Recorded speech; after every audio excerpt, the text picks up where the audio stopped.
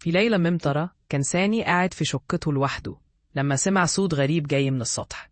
في البداية فكر يمكن هو الريح، بس الصوت كان واضح وصاخب كأنه حد بيكسر حاجة. سامي مش طايق الفضول فقرر يطلع يشوف ايه اللي بيحصل.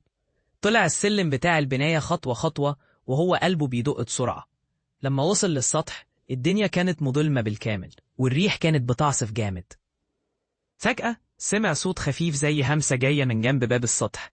قرب الباب لقى مكتوب عليه ما تدخلش، بس سامي بطبيعته مش بيعرف يستحمل الغموض. فتح الباب ببطء ولما دخل افتكر انه في مكان مهجور، بس فجأة الباب اتقفل وراه بقوة.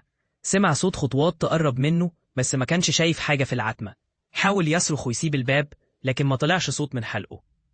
فجأة ظهر وش أبيض شاحب من الضلمة، عيونه سودة وبتلمع. الوش قال له بصوت بارد: ليه جيت هنا؟ المكان ده مش ليك. سامي اتحجر مكانه وحاول يهرب بس رجله اتقفلت في حاجة. حس بإيد جمدانة ماسكة رجله وحس إن الدنيا بتدوخ حواليه. بدأ يسمع أصوات غير بشرية زي صرخات وأنين بتطلع من تحت الأرض. بعد دقيقة حس إن الدنيا رجعت لطبيعتها والوش اختفى والباب اتفتح لوحده. نزل سامي السلم بسرعة وراح شقته وهو مش مصدق اللي حصل.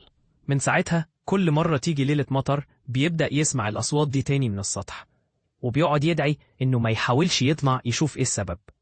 وبكده كل مرة صوت الريح أو صوت حاجة بتنكسر في السطح بيبقى له معنى مختلف بالنسبة لسامي، لأنه عرف إن الأصوات دي مش طبيعية وإن في حاجة مخيفة فوق السطح مستنياه.